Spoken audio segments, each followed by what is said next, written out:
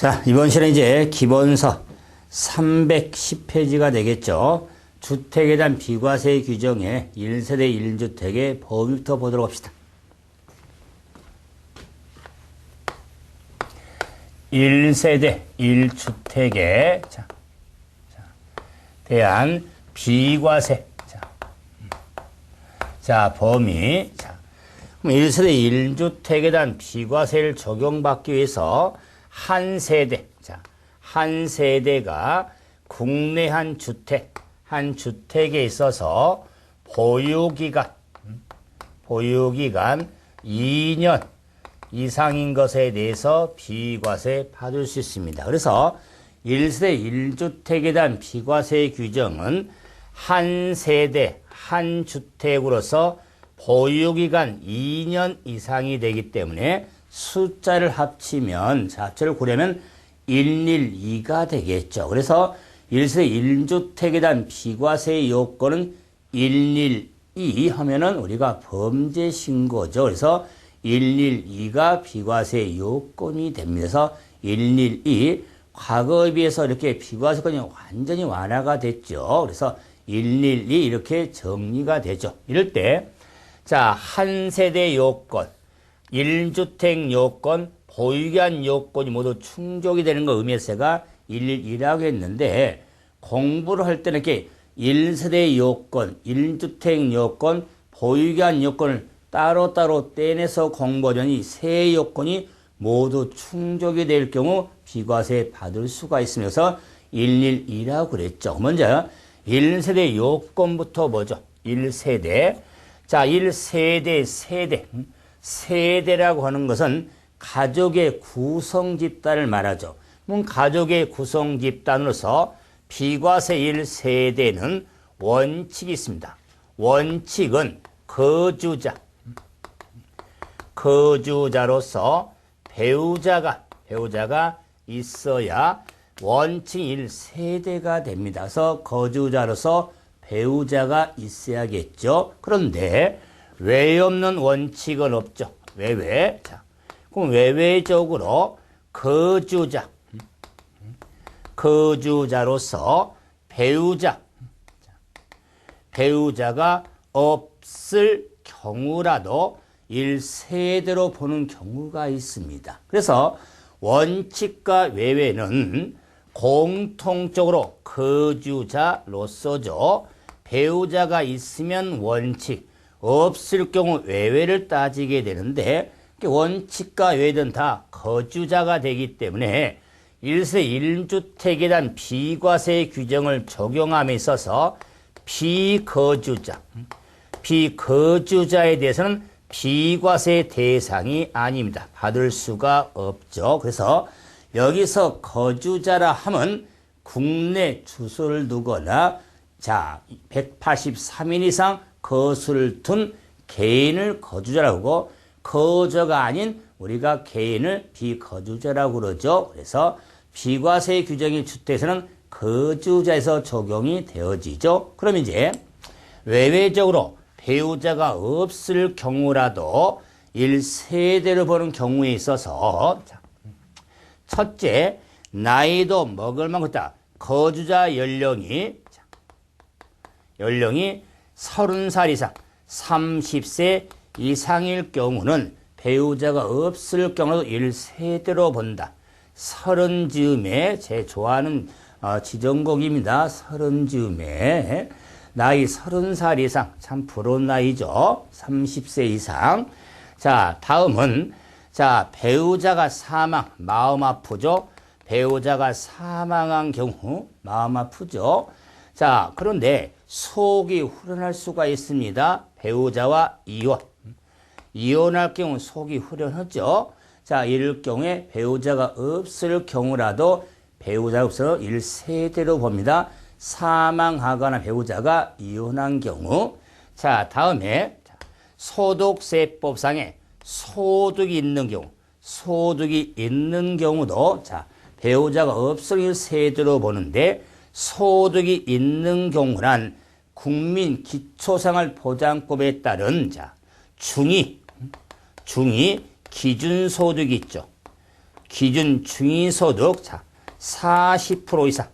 자, 중위 기준소득 40% 이상일 경우에 소유한 주택에 대해서 자, 소득이 있는 경우를 따지는데 중위 기준소득 40% 이상에 대해서는 2016년도 개정 내용이죠.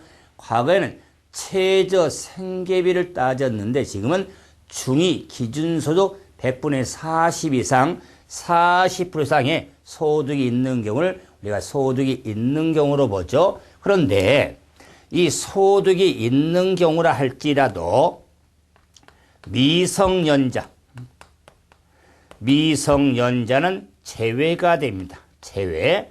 자, 그 의미는 뭘 의미를 담고 있냐면 나이 30살 이상하고 소득이 있는 경우에 대해서는 원싱 어너더 별개 조건이라는 것. 나이가 30 넘든지 아니면 소득이 있으면 된다. 그 말이에요. 그래서 나이하고 소득이 충족이 아니기 때문에 미성년자도 소득이 있잖아요. 미성년자는 제외가 되는 겁니다. 다만 미성년자라 할지라도 자, 가족의 사망 등으로 인해서 불가피하게 세대를 구성할 경우 있습니다. 이건 또 외외가 되기 때문에 세대로 볼 수 있지만 기본적으로 미성년자는 제외가 돼서 나이하고 소득은 별개다. 그런데 이제 궁금증이 있어요. 나이도 30이 안 되고 소득도 없습니다. 그래서 집을 소유하고 있어요. 그걸 팔았을 때 비과세 받을 수가 없냐? 자, 받을 수 있는 방법이 가장 기본이면 결혼하면 돼요. 결혼을 하면 무슨 말이냐면 배우자가 있을 경우는 나이나 소득은 아무 상관이 없습니다. 나이 따지고 소득을 따지는 것은 배우자가 없을 경우에 따지는 거지 배우자가 있으면 나이 소득은 상관이 없습니다. 그래서 1세대 요건이 충족이 돼야겠죠. 이렇게 우리가 기본적인 판정에 사실은 세대 판정 더 복잡히 들어갈 수 있지만은 이 정도까지는 정리 좀 해두셔야 됩니다. 그럼 이제는 1주택의 요건으로 가보죠. 자, 1주택. 자, 1주택에 있어서 당연히 자, 이 주택은 너무나 당연한 것 같지만은 국내 소재한 1주택을 말하는 겁니다. 국내. 자, 우리가 요즘에는 세계화 국제화 시대의 자본화가 우리 자본자가 있다 보니까 외국에 있는 집을 소유할 수가 있는 경우가 많습니다. 그럴 경우에 자, 국내 1주택에 대해서 비과세 적용이 되지 외국 소유의 주택은 아무 상관이 없습니다. 국내 1주택에 대해서 비과세 받을 수 있습니다. 역으로 말하면 국외 소재 주택에서는 비과세가 안 되는 걸 알 수 있겠죠. 국내 소재한 1주택이 되는데 자, 이때요 주택이라 하면 상시 주거용으로 사용되어지는 건물을 말하겠다. 주택. 그래서 상시 주거죠. 상시 주거로 사용한 주택을 말하기 때문에 별장이라든가 오피스텔 등에 대해서는 주택에 해당되지 않습니다. 별장은 상시 주거가 아니죠. 휴양등이죠. 우리가 일반적으로 오피스텔은요. 업무용 오피스텔이 기본이죠. 그런데 주거용 오피스텔이라면 주택이 될 수 있습니다. 일반적으로 오피스텔은 업무용 건축물의 형태가 되니까 자, 그래서 이런 별장 오피스텔은 기본적으로 주택에 해당되지 않습니다. 그런데 이 상시 사용한 건물은 땅에 정착되어 있죠. 그래서 비과세된 경우는 주택입니다. 주거용 건축물의 비과세가 되는데 땅에 정착되어 있기 때문에 딸린 토지를 함께 파는 경우가 일반적이죠. 그래서 딸린 토지에 대해서도 비과세 받을 수가 있습니다. 자, 그래서 주택의 비과세는 주거용 건물이에요. 땅 자체는 비과세가 없습니다. 근데 딸린 토지에 대해서 함께 양도가 이루어지니까 딸린 토지, 즉 부속 토지를 소득세법상에서는 딸린 토지라고 하는데 이런 딸린 토지에 대해서 비과세가 있었는데 철벽이 있더라. 딸린 토지에 대해서는 파는 집이 도시적 안에 있는 집이냐 밖에 있냐 따라서 구분이 되는데 도시적 안에 있는 집은 건물의 정착 면적의 5배, 밖에 있는 집은 정착 면적의 10배 범위 내 땅에 대해서만 비과세 받습니다. 이거 일명 철벽이라고 한다. 그래서 비과세 토지 범위는 어떤 경우든 도시 안팎으로 구분해서 5배, 10배를 절대 넘지 못합니다. 자, 그러다 보니까 5배, 10배가 나오니까 우리 지방세법상 주택이든 별장이든 고급 오락장이든 부속 토지의 경계가 명백하지 아니한 때 바닥 면적의 10배 규정이 생각나죠?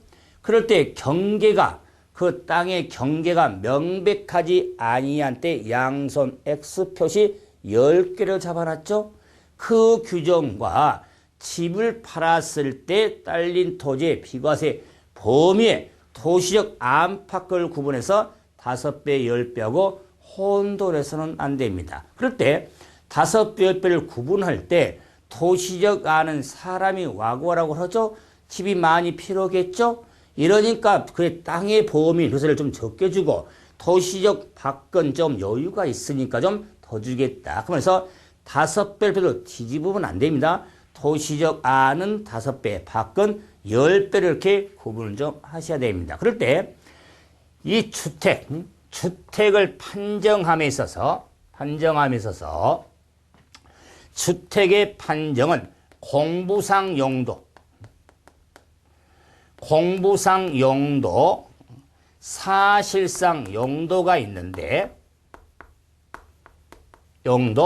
주택을 판정할 때는 공부상 용도가 아닌 사실상 용도에 따라 판정이 된다. 그것도 양도 당시 현황으로 판정하거든요. 왜? 양도소득세니까. 그랬을 때 공무원 취득 당시에 공부상, 업무용 또는 상가, 점포라 할지라도 양도 당시에 주택으로 팔면 사실상 용도가 주택이니까 주택으로 보지만 역으로 공부상 주택이라 할지라도 점포로 사용하고 팔면은 점포가 되기 때문에 주택에 해당되지 않으면서 주택을 판정할 때는 공부상 용도가 아닌 사실상 용도에 따라 판정이 이루어지는 겁니다. 또한 1주택의 비과세가 되기 때문에 이상주택, 두 채 이상이죠. 이상주택을 같은 날 양도할 수가 있습니다. 같은 날 양도할 경우에 절세하려면 절세해라. 그래서 왜 이상주택을 양도할 때 한 채는 비과세고 나머지는 비과세를 받을 수 없거든요. 그럴 경우에 같은 날 양도할 경우는 거주자가 선택한 순서에 따라서 양도한 것으로 본다. 그래서 같은 날 양도는 거주자가 우리가 2016년도 4월 달도 4.13 우리 총선이 있죠. 선택 잘해야겠죠. 그래서 항상 선거철이 되면 선택 2016 막 대선도 그런 거죠. 선택 잘해야겠죠. 잘 좀 뽑읍시다. 일 좀 하게요. 이상 같은 한도의 선택 이렇게 정리가 되죠. 그런데 이제 1주택을 판정하면서 한번 집을 한번 만들어 보죠. 주택. 이런 1주택에 있어서 여러 사람이 공동으로 소유한 주택이 있더라 그 말. 그러면 여러 사람은 수인이라고 하죠. 수인이 소유한 이 주택에 있어서 양도할 경우에는 특별한 규정이 없는 한 각자가 1주택을 소유하고 있는 것으로 본다. 그래서 이런 경우가 우리 살면서요 실수를 많이 하는데 아파트 하나 소유하고 있습니다. 그런데 이제 친구가 전화를 와요. 자, 집이 지금 좀 외곽이 있는데 집이 괜찮더라. 그래서 나중에 지금 우리가 좀 필요도 그러니까 하나 그 집 하나 좀 사자. 그런데 내가 좀 돈이 부족하니까 네가 좀 한 몇 천만 좀 집어 넣어주라. 그래놓고 등기를 같이 치마. 지분회사한테는 자 이러니까 그래 어차피 뭐 내 앞으로 등기 해준다고 그러니까 엉덩이니까 그래 뭐 떼일 일은 없겠다 하고 그러자. 그러고 지금까 이제 시간이 흘러가는데 그래서 이제 아파트를 그러니까 팔할 상황이 있어. 아파트를 팔고 다른 이사를 가려고 팔려고 보니까 1주택이니까 그렇지. 2년은 보유했으니까 딱 팔았어. 물어보지도 않고 팔았어. 그런데 갑자기 한 몇 달 있다가 한 몇 천만 원 양도세 내고 관할 세무서 딱 날라오네. 그때는 당황스럽죠. 안 그러겠어요? 근데 세무 쫓아가겠죠. 모든 일 제쳐놓고 쫓아가서 이 사람들이 간땡이 벌렁벌렁 이게 뭐냐? 응? 자, 나 집 팔아가지고 비과세 받아서 나 기본 알아. 응? 세금 안 내는데 왜 몇 천만 원 그것도 벌렁벌렁하게 내라고 하냐? 잠깐만요. 혹시 어디 소지한 주택 아십니까? 그래, 그거 공동으로 해놓은 거야, 그거. 그것도 내 살려고 한 것도 아니고 친구가 돈이 좀 있어 좀 얼마 밀어놓거나 지분했던 갖고 있는 거야. 그래서 딱 그랬더니 자 소득세법 법전을 딱 들이대면서 한번 읽어보세요. 자 1주택을 여러 사람이 소유한 경우에 특별한 경우가 아니면 그건 자 특별한 경우입니다. 경우 아니면은 각자가 1주택을 소유한 것으로 봅니다 하고 딱 들이댑니다. 그때서 하차 몰랐는데요. 아무 필요 없어요. 내야 됩니다. 자, 그래서 삶에 있어서 그런 경우 당한 사람 많습니다. 왜?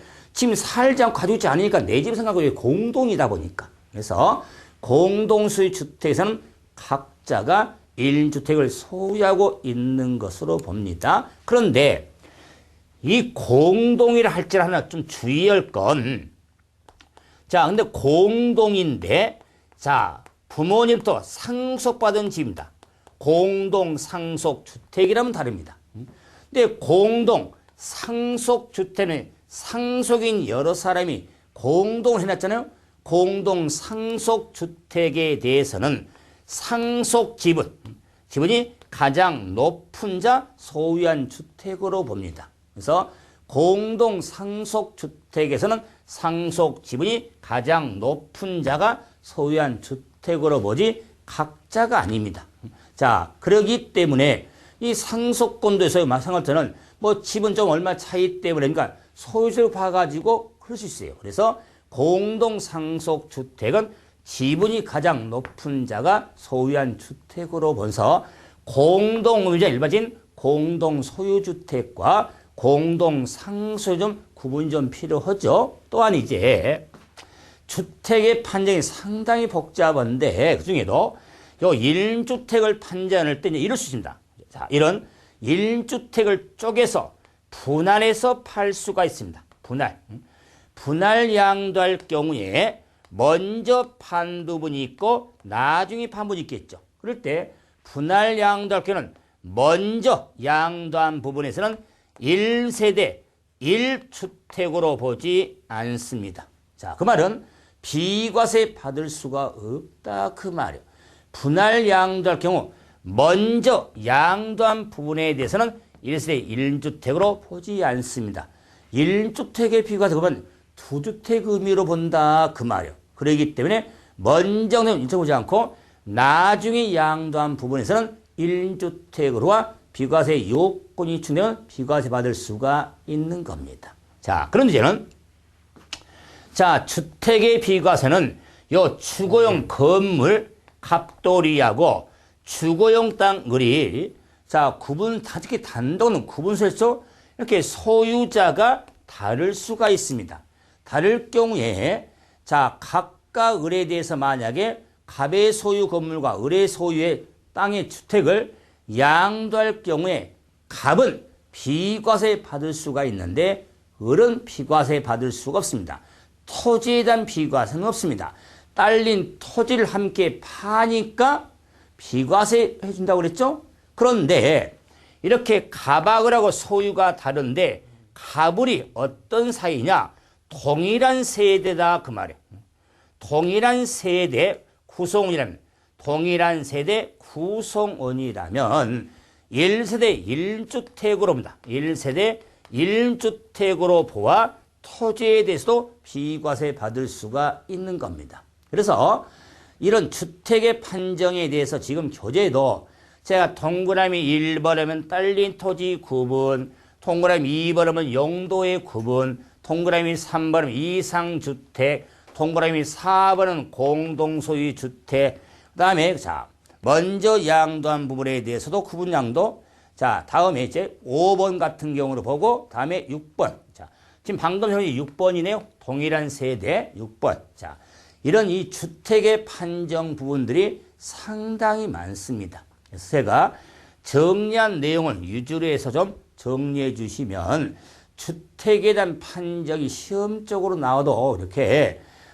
많이 힘든 부분이 상황이 다양하니까 그래서 내년 주택의 판정을 한번 정리해 주시고, 그런데 이제 주택이 되면은 비과세인데 우리가 자 세법상 자 겸용주택이 있죠.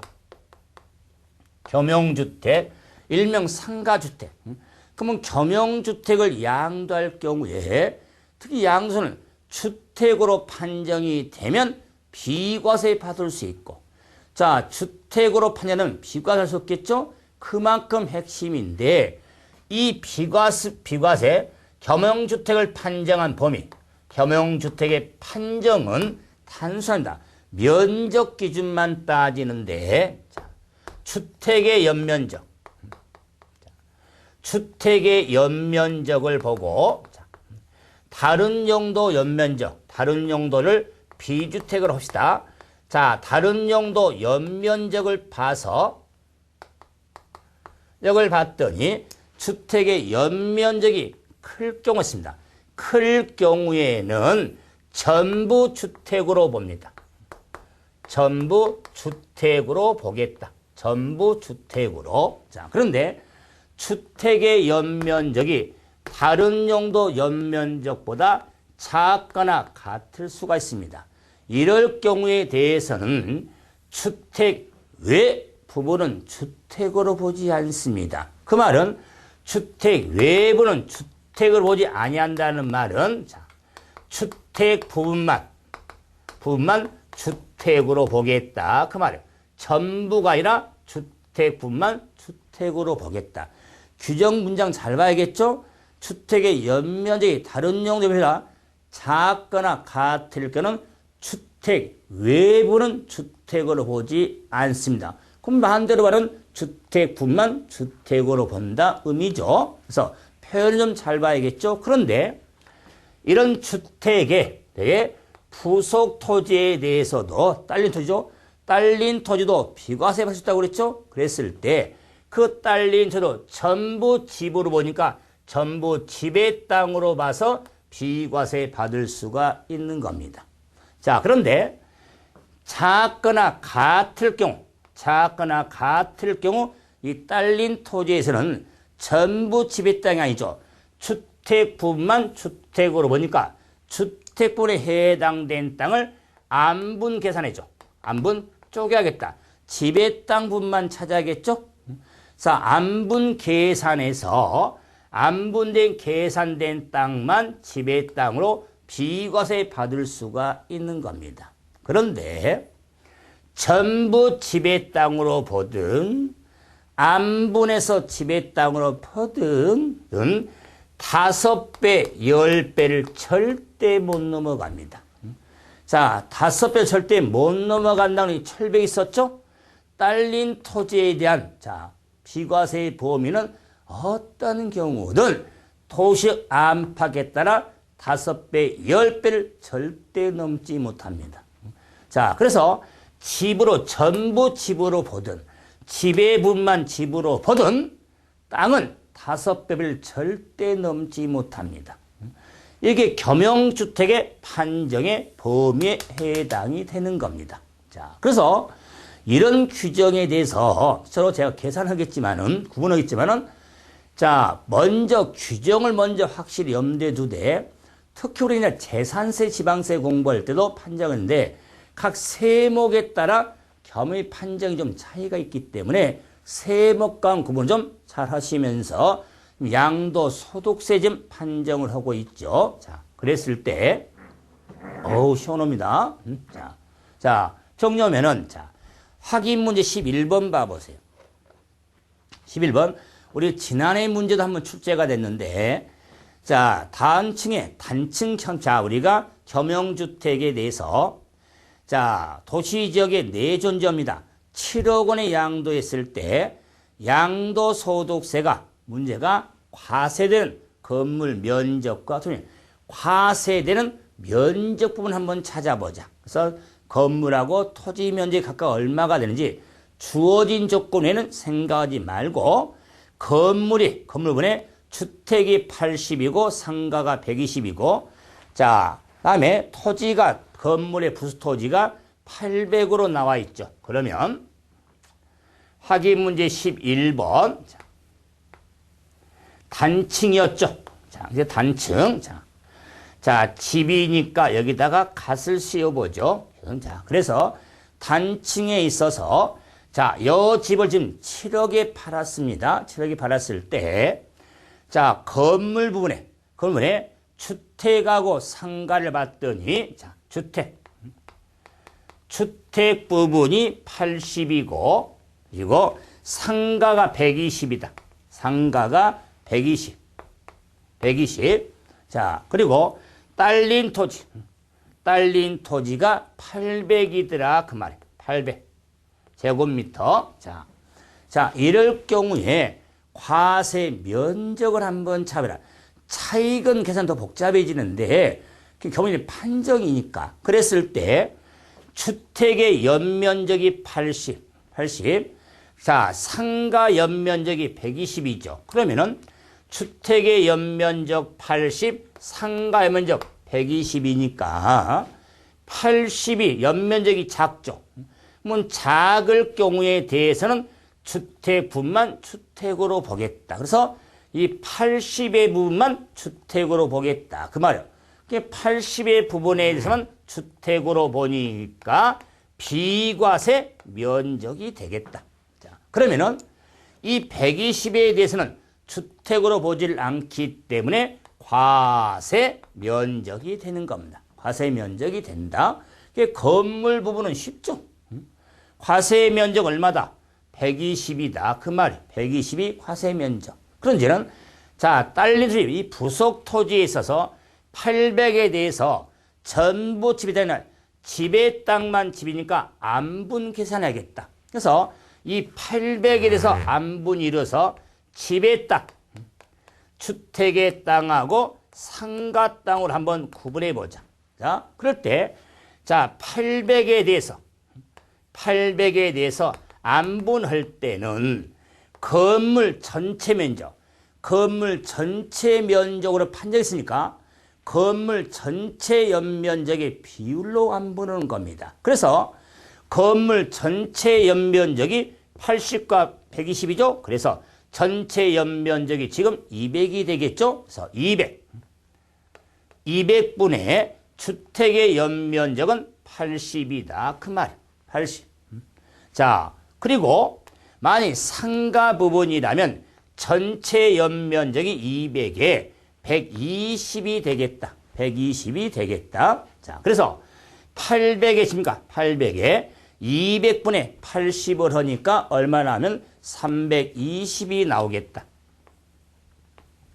320제곱미터가 나왔다. 자, 그리고 상가 부분에 대해서는 뭐 계산하면 되겠지만 당연히 800을 쪼갠 거니까 나머지 480이 되겠다.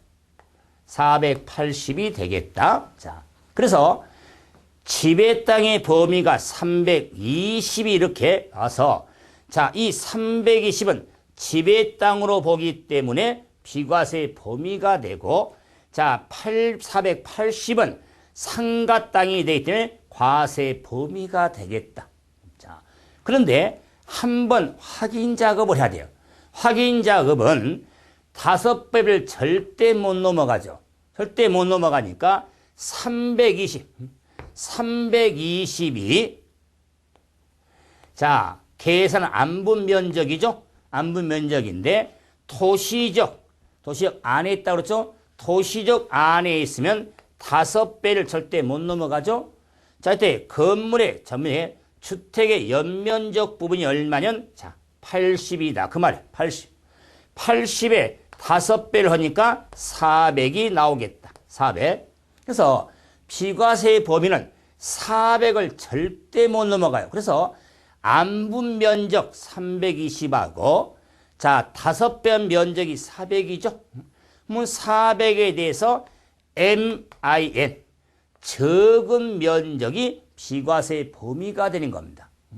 그러면 적은 면적이 320이 작죠. 320이 그대로 비과세가 되기 때문에 480제곱미터가 과세 범위가 되는 겁니다. 그러므로 물음에서 자, 건물과 땅에 건물의 비과세의 범위는 120이고 토지의 과세의 범위는 480이 답이 되는 겁니다. 그래서 제가 우리 20 지금 자 6회 문제잖아요. 지난해 문제인데 제가 강의하면서 이 문제 풀 때만 느낌이 뭐냐면 제가 거의 99.9% 예상한 문제입니다. 왜 과거에 출제했다가 최근에 한참 동안 출제가 안 됐거든요. 꼭 보일 때 될 것 같더라고요.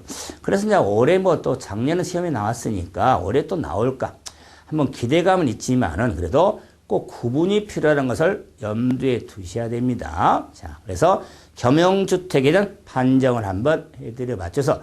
좀 케이스가 다양해서 어렵다고 할 수 있거든요. 그래서 규정 정리와 더불어서 이게 계산하는 과정, 안분해 가는 거, 어차피 쪼개는 거잖아요. 쪼개는 것에 전체 면적에 해당된 주택 부분은 항상 분자는요, 알고자 하는 쪽을 분자로 두거든요. 이런 하나의 비율 관계를 생각해서 하면 정리도 필요하죠.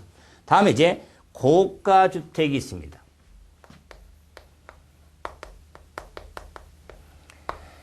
자, 고가주택에 있어서는 자, 결론부터 양도소득세 규정에서의 고가주택은 1주택이든 2주택 이상이든 비과세 규정에서 제외된 주택, 비과세 받을 수 없는 주택을 고가주택이라고 하는 겁니다. 그래서 고가주택은 1주택이든 2주택 이상에 대한 비과세 규정을 함에 있어서 비과세 대상서 제외된 주택을 고가주택이라고 합니다. 그럴 때 이 고가주택의 범위가 어떻게 되냐? 고가주택의 범위는 양도 당시 실지 거래가액의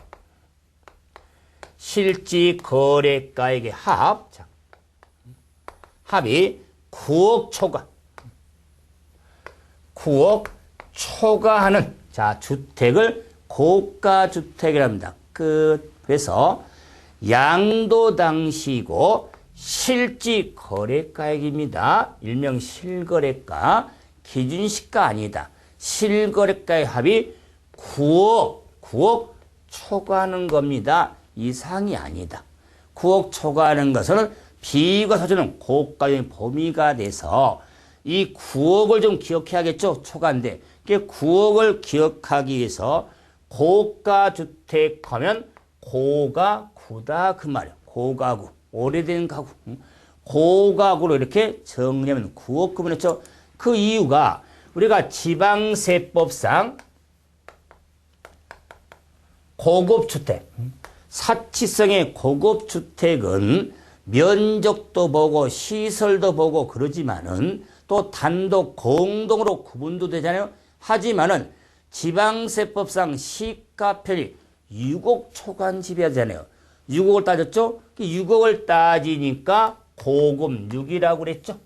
육질이 좋은 고기. 그래서 고급 6, 고가구 이렇게 구분하면 6억과 9억은 혼동이 하는데 오히려 양도소득세 고가주택은 실지 거래가액입니다. 이거 아니다. 자, 그래서 이런 고가주택에 대한 판정이 이루어졌죠. 그런데 이제 이런 고가를 판정을 할 때 일부를 팔 수 있습니다. 좀 어렵지만은 자, 우리가 주택을 팔았는데 전체는 일부를 팔 수 있죠. 일부를 팔았을 때 고가주택의 범위를 어떻게 볼 거냐. 일부를. 자, 그랬을 때 이런 의미가 돼요.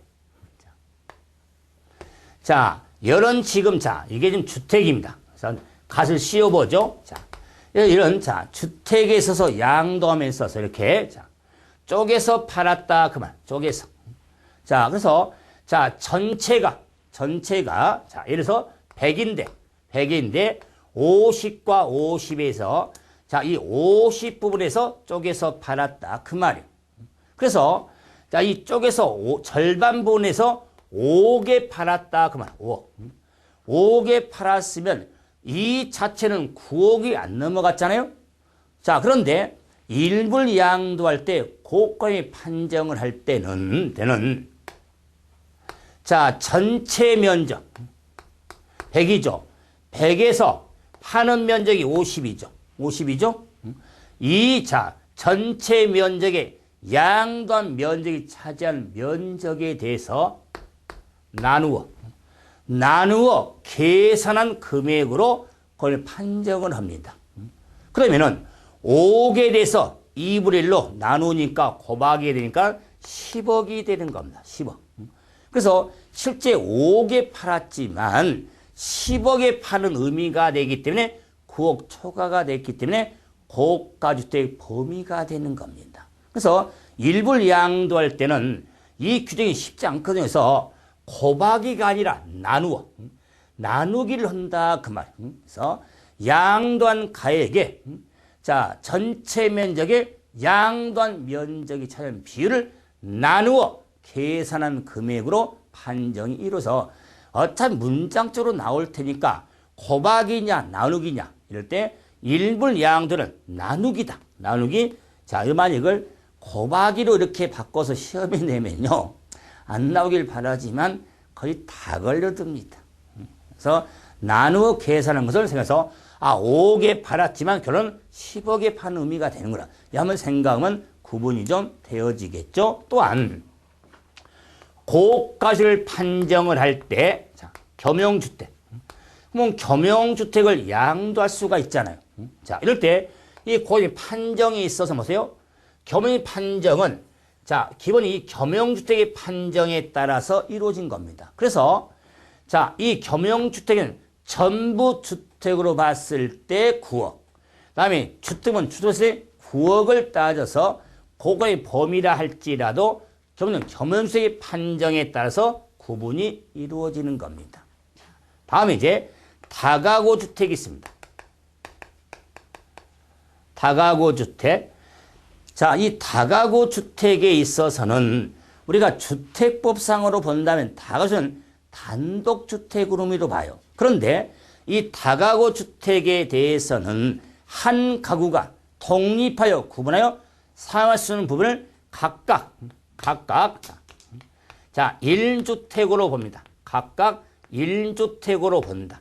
다가구 주택을 가구별로 또는 구획된 부분으로 자, 쉽게 말하면 가구별이죠. 자, 구획된 부분으로 가구별로 분양하지 아니하고 하나의 매매 단위, 자, 하나의 매매 단위로 양도할 경우, 하나의 매매 단위로 양도할 경우에 대해서는 전체를 하나로 본다. 전체를 하나로 본다는 거. 자, 그래서 일반적으로 다가구 주택은 주택법상 규정으로 보면 단독주택으로 보기 때문에 자, 우선은 소득세에서는 다가구주택으로 각각 1주택으로 보는데 이 다가구를 가구별 구획대물로 분양하지 않고 하나의 매매 단위로 양도할 경우는 전체를 하나로 봐서 판정이 이루어진다는 거. 그래서 다가구 주택에 대한 주택의 판정도 좀 신경 써서 전체를 하나로 볼 것이냐 아니면 각각 볼 거냐 이런 판단에서 핵심은 구획된 부분 가구별로 분양하지 않고 하나의 매매를 파는 것을 확인하는 게 유용성이 많죠. 이래서 우리가 주택의 판정이 있어서 상당히 지금 내용이 적지 않았습니다. 그래서 복잡해서 느낄 수 있지만은 주택의 기본 판정에 겸용주택, 고가주택, 다가구 주택 등의 판정을 좀 신경 쓰시고, 다음 시간은 세 번째 요건인 보유기한 요건을 가지고 뵙도록 하겠습니다. 수고하셨습니다.